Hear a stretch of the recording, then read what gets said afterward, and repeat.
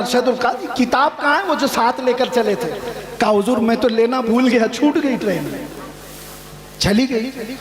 हुजूर हाफिज मिल्लत को वो किताब की ज्यादा जरूरत थी, बहुत शदीद जरूरत थी।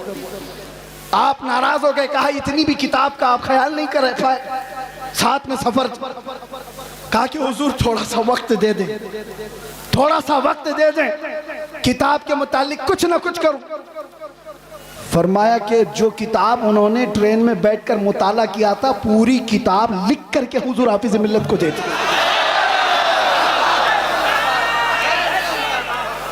हो सकता है कुछ जुमले इधर उधर, माशाअल्लाह। कहा गजब की जहानत।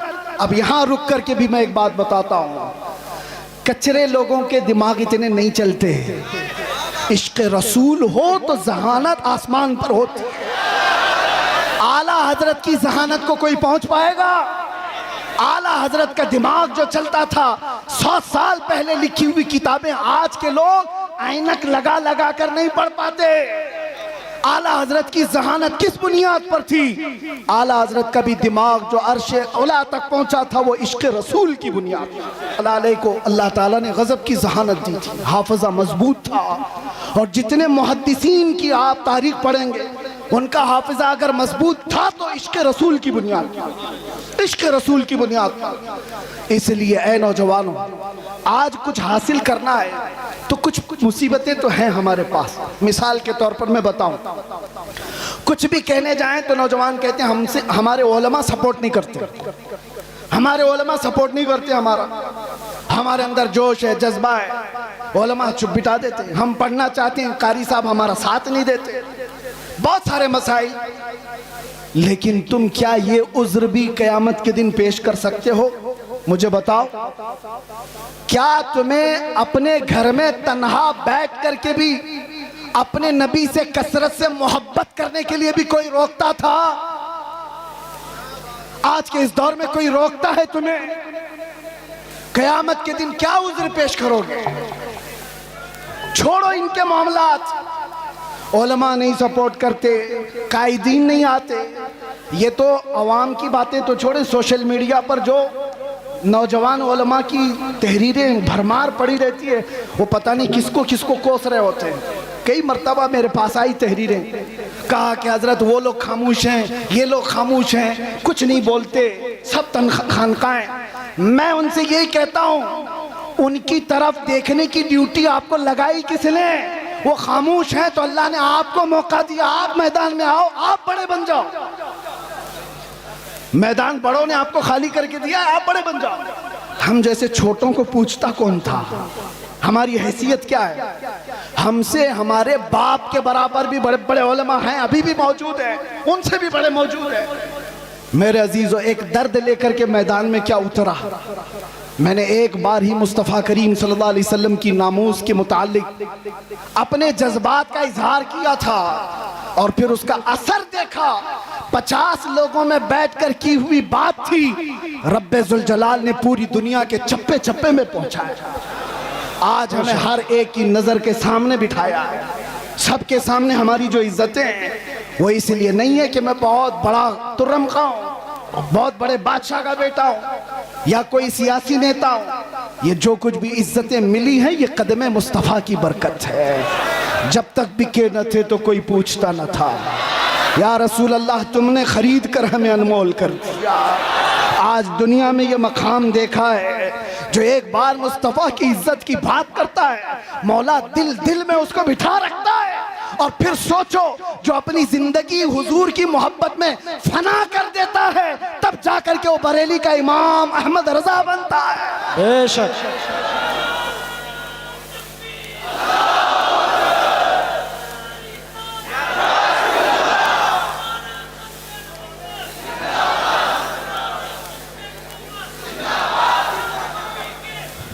मैं दो चंद बातें बस आपकी सीरत से अख्ज़ करके, वैसे जो सुनाना था घर वाले ज़्यादा बेहतर जानते हैं घर की बात। अल्लामा के साहबजादे यहाँ पर मौजूद हैं, उन्होंने सारी चीज़ें देखी हुई। एक बात आपको मैं बताऊं, सच्चा आलिम वो है जो सहाबा की सीरत पर चले, उनके तमाम नुकूश पाक को अपनी ज़िंदगी के मिशाले राह बनाए। हुजूर सैयदना अबू बकर सिद्दीक रज़ियल्लाहु ताला अन्हु का हाल ये था, सुनेंगे आप थोड़ी देर। आप जब खलीफा बने दिन रात काम इतने थे और घर में जो तनख्वाह आती थी बैतुल माल से आपके घर में तनख्वाह आ रही थी। ये पहली मर्तबा सारे सहाबा ने बैठ करके फैसला किया कि खलीफतुल मुस्लिमीन को कुछ तनख्वाह मुकर्रर कर दी जाए ताकि वो खिलाफत के कामों को खुशी से अंजाम दे सके। तनख्वाह आती थी। एक दिन ऐसा हुआ कि उनकी बीवी ने कहा, सिद्दीक़ अकबर की बीवी कहती है कभी तो कुछ तर ग़िज़ा खा लीजिए, कभी कुछ तर ग़िज़ा खा लीजिए, खजूर खा लें, कभी शहद खा लें। हज़रत अबू बकर सिद्दीक फरमाते हैं मेरी बेगम इतने पैसे हैं कहाँ मेरे पास कि मैं शहद खरीदूं, मैं घी खरीद करके लाऊं। ये वक्त के खलीफतुल मुस्लिमीन सैयदना अबू बकर सिद्दीक की बात कर रहा हूं। बीवी ने कहा आप मत घबराएं, मैंने जमा करके रखे हैं, मेरे पास है, मैं ला करके देती हूँ। हज़रत अबू बकर सिद्दीक ने कहा लाओ।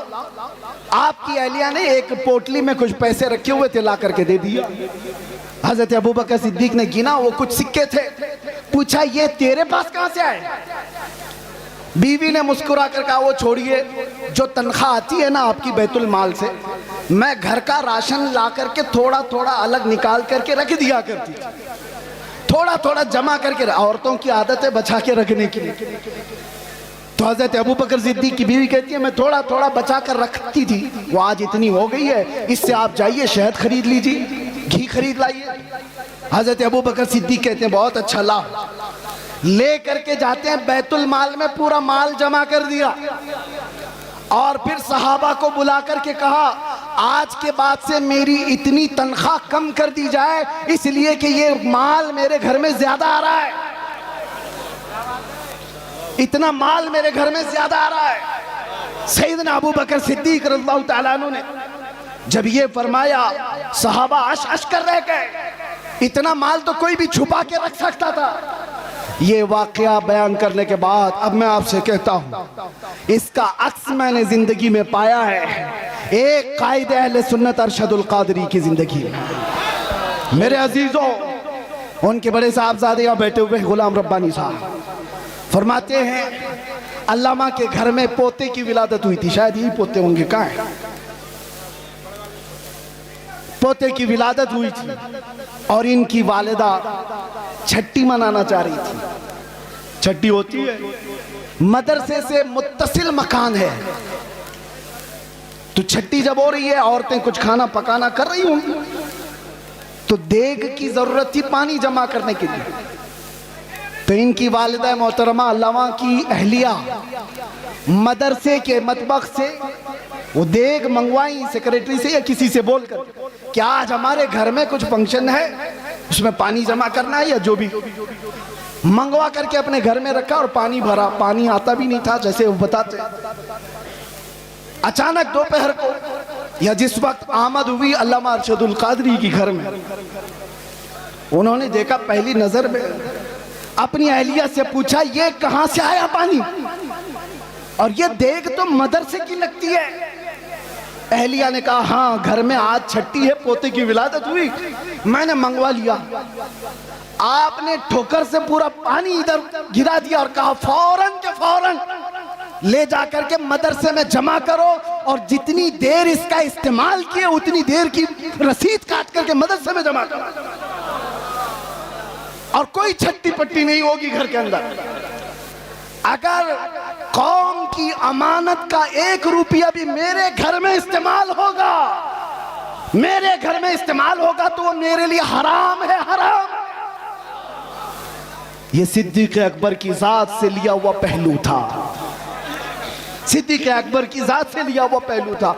मेरे अजीजों, आज हालात तो बड़े बहुत अलग है। अब क्या बताएं, हम इस मैदान के आदमी हैं, ये स्टेजों की, और ये स्टेज और ये प्रोग्राम कितने कमर्शियल हो गए हमें पता है। दिल नहीं करता, अभी लोग इस पर धंधा करने लगे हुए हैं। बिजनेस होते हैं, ठेकेदारियां होती हैं, उलमा की कीमतें तय होती हैं, शोरा की कीमतें तय होती हैं। 1 घंटा बयान करने का वो इतना लेगा, 1 नात पढ़ने का वो इतना लेगा, सारा कमर्शियल हो गया। और वो एक अरशदुल कादरी है, एक अरशदुल कादरी। कई दिन उनके घर में फाके चलते रहे। खुददारी ऐसी थी कि कभी घर की बात बाहर नहीं बताई, बाहर नहीं बताई। खुददारी ऐसी थी।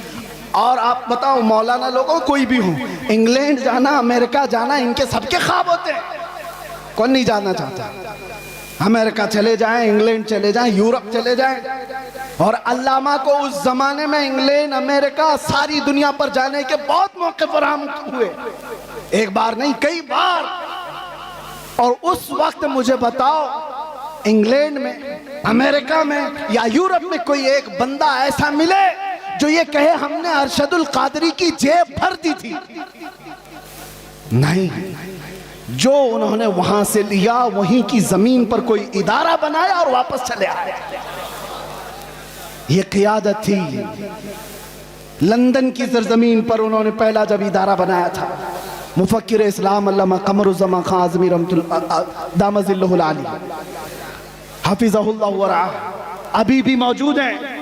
अल्लामा अरशदुल कादरी की ज़ेर निगरानी कितने साल उन्होंने खिदमत की। वो खुद बयान फरमाते कि वहां पर मस्जिद की जरूरत थी, एक चर्च बिक रहा था, तो चर्च के मुंतजिमीन उनके पास चले गए अल्लामा कि हमें बेच दीजिए। कोई हिम्मत करता है? और वहां के हालात अलग है। चर्च वालों से उस वक्त के 50,000 पाउंड में वो खरीदो फरोख्त होनी तय पाई। आपने बड़ी मसलहत के साथ उससे बातचीत करके 40,000 पे राजी किया। चर्च खरीदने की बात की कि मस्जिद बनेगी ये। और उस वक्त जानते हो सबसे हैरत की बात मैं ये कह रहा हूँ, उलमा हौसला रखो, हौसला। अल्लामा उनके आसपास वो नई जगह है, उनके लिए नया इलाका है, लोगों को मुंतखब किया और कहा ये खरीदना है।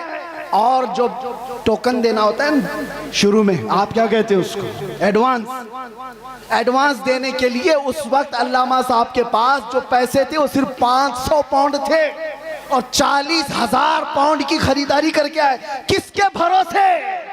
उस अरशदुल कादरी का तवक्कुल भी वैसा ही था जैसा गरीब नवाज हिंदुस्तान आते वक्त तवक्कुल लेकर के आए। कदम रखना हमारा काम है, मैदान बनाना मेरे मौला की शान। कदम रखा और आज एक नहीं, दो नहीं, दसियों मसाजिद और इदारे इंग्लैंड की सरजमीन पर कायम है। वर्ल्ड इस्लामिक मिशन जो अल्लामा अरशदुल कादरी की बनाई हुई तंजीम थी, जो पूरी दुनिया में, अरे हम अजहर में तक देखा, हमने देखा जामे अजहर तक वो चले गए। सद्दाम यूनिवर्सिटी जब बन रही थी उसमें भी आपका बड़ा किरदार है। बगदाद गए, तेहरान गए, कितने ममालिक के सफर किए। और जब उनको अपने भोले भाले जवानों का दर्द सताता था कि ये तबलीगी जमात के चक्कर में पड़ जाएंगे, तो दावत इस्लामी का क़याम भी आपकी ईमा पर हुआ था। अल्लामा अरशदुल कादरी रहमतुल्लाह तआला अलैह का। और एक बात ये भी मैं बताता हूँ, वो तहरीक खूब फल रही है, फूल रही है और फले फूले, लेकिन किसी तंजीम और तहरीक के फलने फूलने में उसके बानी के इखलास की बहुत ज्यादा जरूरत होती है। और वो इखलास अरशदुल कादरी का हर जगह पर नजर आता है। हाफिज मिल्लत का इदारा यूं ही कायम नहीं है। सीमेंट और गारे की इमारतें बनाना बहुत आसान है, अशरफिया बनाना आसान नहीं है। क्यों? सिर्फ इमारतें बनाने का नाम आप मत समझ लें इदारे हैं। उसकी एक मिसाल मैं आपको बताऊं, काबा कितना है, कितने बाय कितना है, आप जाके नाप के देख लो। आज हिंदुस्तान में हो, कोई भी हो, एक छोटा सा मिडिल क्लास का आदमी भी अपने खर्चे से, जितने में उसका घर नहीं बनता उससे कम खर्चे में काबा बना सकता है। 4 कोने बनाने हैं, ना कोई डिजाइन करना है, ना खिड़कियां, ना अंदर डेकोरेशन, बन तो जाएगा। इतने सदियों से कोई काबा क्यों नहीं बनाता? क्यों नहीं बनाता? आप समझो काबा सिर्फ ये 4 दीवारी और 4 कोने का नाम नहीं है। तुम बना तो लोगे, करोड़ों दिलों को खींचने की कशिश कहां से लाओ? ये कहां से आती है? ये इमारतों के बनाने में नहीं आती, वो मुखलिसीन की बरकत हुआ करती है। जामिया अशरफिया मुबारकपुर आज भी फल फूल रहा है और एक दो नहीं हजारों उलमा वहां से निकले, उसकी हर ईंट में पसीना नहीं हाफिज मिल्लत का खुलूस लगा हुआ है। इसी तरह जिन तहरीकों पर अल्लामा अरशदुल कादरी रहमतुल्लाह तआला अलैह की दुआएं रही, वो फल रही है, फूल रही है। इखलास जिसके अंदर लगा रहेगा उसमें बरकत भी ज्यादा रहेगी, तादेर व कायम रहेगा। ये चंद बातें थी। अब एक और बात उलमा के सिलसिले में, अल्लामा रहमतुल्लाह तआला अलैह उनके इस्लाह का तरीका देखा। उनको भी अपने ज़माने में कुछ लोगों से शिकायतें थी, तो उन्होंने स्टेज पर आकर के गाली गलौज करके इस्लाह नहीं की। उनको भी बहुत सारे लोगों से कई मसले हुए, लेकिन उनके खुतूत गवाह हैं कि उन्होंने दूसरे उलमा की इस्लाह कैसे की। उनके लिखे हुए खत आज भी गवाह हैं। जब उनको किसी की इस्लाह करनी होती तो क्या लबो लहजा इस्तेमाल करते थे। ये उम्मत का दर्द रखने वाला कह सकता है, उम्मत का दर्द रखने वाला। एक वाकया इस पर शाहिद अदल है। बकी बिन मुखल्लद एक बड़े मुहद्दिस हैं, अंदलुस के रहने वाले। इन्होंने तकरीबन 1300 सहाबा की हदीसें किताब में जमा की थी। मुस्नद बकी बिन मुखल्लद वो ज़ाया हो गई। बकी बिन मुखल्लद का मैं एक बार आपको तज़किरा सुना देता हूँ, ताकि अब ये उलमा के लिए मसला है। इस जिम्मेदार स्टेज से मुझे एक पैगाम देना था। बकी बिन मुखल्लद को एक शौक था जिंदगी में, वो इमाम अहमद बिन हम्बल से मुलाकात का, उनसे हदीस सुनने का। तो अंदलुस से स्पेन से चल करके निकले, पैदल चलते थे आप सफर में। तकरीबन 1.5 साल के बाद आप बगदाद पहुंचे थे। 1.5 साल सफर करके आए। कितने हजार किलोमीटर का सफर है अंदलुस से बगदाद। बगदाद आने के बाद पता चला कि इमाम अहमद बिन हम्बल को हुकूमत की पाबंदियां हैं, पुलिस का घेरा है, उनको बयान करने पर पाबंदी है। कभी ये वाकया पढ़ते हैं तो हमें पूरे हालात नजर आने लगते हैं। पाबंदी लगाई गई इमाम अहमद बिन हम्बल पर। बहुत बड़े मुहद्दिस इमाम अहमद बिन हम्बल कौन है? जिनको 5 लाख हदीसें रसूलुल्लाह की याद थी, वो इमाम अहमद बिन हम्बल की बात कर रहा हूँ। हुकूमत सख्त थी, आप पर पाबंदी थी, लेकिन बकी बिन मुखल्लद जिस वक्त आए बगदाद में, वो पूछते रहे इमाम अहमद बिन हम्बल कहाँ रहते हैं। सब लोग डरने लग गए, उनका नाम लेने से ही डरने लगे। अरे किसका नाम ले लिया? हमारे ऊपर 19 केस लगाए हुए हैं, हमारा नाम कोई ले ले तो सामने वाला भी सोचता अरे इनका नाम क्यों ले लिया। एक तजुर्बे की बात बता रहा हूं, जिसके ऊपर हुकूमत की सख्तियां होती हैं वैसी कौम उसको दूर करने लगती है। उसके साथ ना बैठो, मेरे ऊपर भी केस हो जाएगा। बकी बिन मुखल्लद पूछते रहे, कोई बता नहीं रहा था। कुछ लोगों ने कहा, उन्होंने पूछा क्या कोई और मुहद्दिस हैं यहाँ पर जो हदीसें सुनाते हैं? कहा हाँ है ना। कहा कौन है? यहया बिन मुईन, वो भी पाए के मुहद्दिस थे। कहा बकी बिन मुखल्लद मैं जाता हूँ, उनसे हदीस सुनता हूँ। वो एक मस्जिद में बैठे हदीसें सुना रहे थे। कौन? यहया बिन मुईन। और जब हदीसें बयान करने के बाद उन्होंने सवालात पूछने के लिए मौका दिया, तो बकी बिन मुखल्लद ये खुद आगे बढ़ते हैं, कान में जाके पूछते हैं। तवज्जो, अब जो मेरे बयान करने का मकसद है, कान में जाकर यहया बिन मुईन से पूछते हैं, क्या आप इमाम अहमद बिन हम्बल को जानते हैं? क्योंकि सब लोग डर रहे थे उनका नाम लेते ही। हुकूमत की सख्ती है, पाबंदी है, अहमद बिन हम्बल के घर के अतराफ पहरा लगा हुआ है, कोई नाम भी नहीं लेता था। तो बकी बिन मुखल्लद ने कान में जाकर पूछा यहया बिन मुईन से, क्या अहमद बिन हम्बल को आप जानते हैं यहाँ इलाके में? आप जलाल में आ गए। वो ऐसा जलाल नहीं कि मेरे बराबर के आदमी के बारे में मुझसे क्यों पूछा, नहीं। कहा इधर आओ, कहां से आए हो? कहा अंदलुस से चल के आया हूं। कहा जो बात तुम पूछ रहे हो वो कान में पूछने की नहीं, मजमे आम में पूछो। अहमद बिन हम्बल के बारे में कान में मत पूछो, पूरे मजमे में पूछो। कहा पूछो। उन्होंने बुलंद आवाज से पूछा, इमाम अहमद बिन हम्बल के बारे में जानते हैं? यहया बिन मुईन ने कहा बरजस्ता, हाँ मैं जानता हूं। इस वक्त वो रूए जमीन के सबसे अफजल तरीन आलिम है और मुझे उनकी फजीलत बयान करने में कोई दिक्कत नहीं है। ये कौन फरमाते? यहया बिन मुईन। और उसके बाद बकी बिन मुखल्लद पूछते हैं, क्या आप इजाजत देते हैं कि मैं उनसे जाकर हदीस सुनूं? एक खुद मुहद्दिस हैं, वो उनसे पूछ रहे हैं, मौलाना साहब आपसे आकर के कोई पूछे, मैं आपसे नहीं पढ़ना चाहता हूँ, दूसरे मौलाना से पढ़ना चाहता हूँ, भगा देगा। मुझे क्या समझ रखा है, मुझे कमतर समझा है। यहया बिन मुईन कहते हैं तुमने बेहतरीन फैसला किया है, मुझे भी वक्त मिले तो मैं अहमद बिन हंबल से हदीस सुनूं। ये है वक्त के मुआसिर उलमा के दरमियान मोहब्बत और एक दूसरे का एहसास। उसके बाद यहया बिन मुईन के दरबार से वो निकले, बकी बिन मुखल्लद पूछते हैं अहमद बिन हंबल कहाँ है? कहा उनके घर पर पुलिस का पहरा है। कैसे जाएंगे? दिखाए रास्ता। जब गए दरवाजे पर दस्तक दिया, इमाम अहमद बिन हंबल बाहर आए, जल्दी से अपना बता दिया, मैं इतने 1000 किलोमीटर का सफर करके आया हूँ, आपसे कुछ हदीसें सुनने आया हूँ। इमाम अहमद बिन हंबल ने कहा आज तो तू आ गया, कल तुझे पुलिस आने नहीं देगी। कहा उसका रास्ता मैंने बना लिया है। क्या बनाया? कहा रोजाना मैं एक कटोरी लेकर के आऊंगा भीख मांगने के लिए, दरवाजे पर दस्तक दूंगा, आप थोड़ी रोटी मेरे कटोरे में डाल देना और 4 हदीसें भी सुना देना। इमाम अहमद बिन हंबल की बारगाह में बकी बिन मुखल्लद कई महीनों तक इस तरह हदीसें सुनते रहे। इस वाक़े को बयान करने का मतलब ये है मेरे अजीज़ों, एक तरफ वो यहया बिन मुईन है, एक तरफ इमाम अहमद बिन हंबल, एक तरफ बकी बिन मुखल्लद। हदीसों में ये सब बड़े बड़े मुहद्दिस हैं, कोई किसी के अंदर ये एहसास नहीं है कि मैं इससे छोटा हो जाऊंगा, उससे बड़ा हो जाऊंगा। बकी बिन मुखल्लद चल करके हदीस सीखने आ रहे हैं, यहया बिन मुईन खुद बता रहे हैं कि जाओ इमाम अहमद बिन हंबल के पास। ये शान हमने देखी है सरकार मुफ्ती आजम हिंद में भी, ये शान हमने देखी है हुजूर हाफिज मिल्लत में भी, ये शान हमने देखी है अल्लामा अरशदुल कादरी की हयात में। आज अगर नफसानियत से बाहर निकल आए तो आपके जाए हमसे अफजल पीर हुआ है उनसे बैत कर लो, बहुत मुश्किल है। बहरहाल ये सब मसाइल छोड़ दें। नौजवानों तुम्हारे लिए सिर्फ एक बात है, आज जिस तरह ये खाली खाली नज़र आ रहे हैं, उलमा के अपने मसाइल हैं, माशी मसाइल, हुकूमत की सख्तियाँ, और हम तो ठहरे ऐसी पागल कि आज पकड़े फिर कल पकड़े, पता नहीं क्या क्या हालात हों।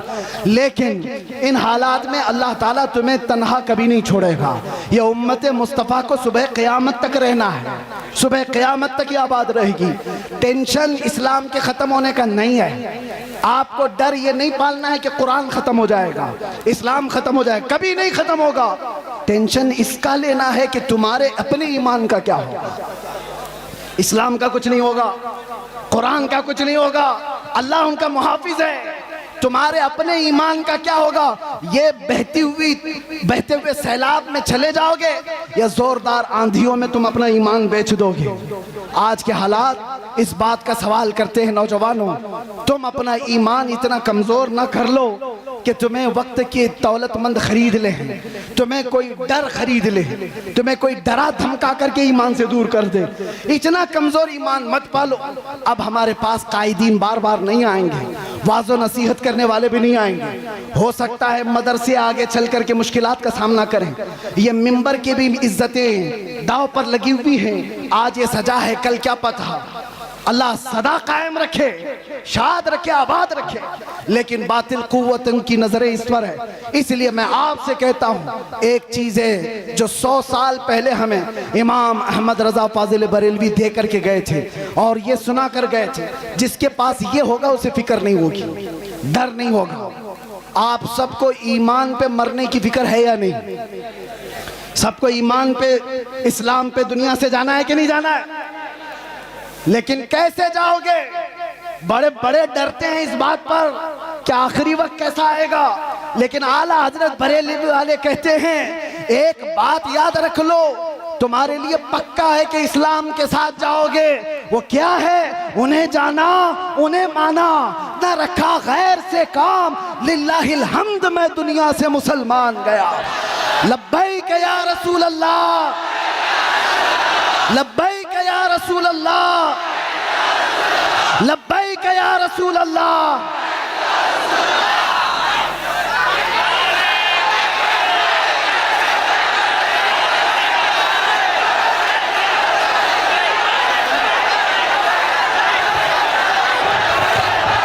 हजरात ऐसे ना करें, वो मेहमान है, मेहमान का ख्याल करें आप हजरात। खुदा के वास्ते माहौल ख़राब ना करें। हज़रत अल्लामा मुफ्ती सलमान अज़हरी साहब को अभी दस्तारबंदी का प्रोग्राम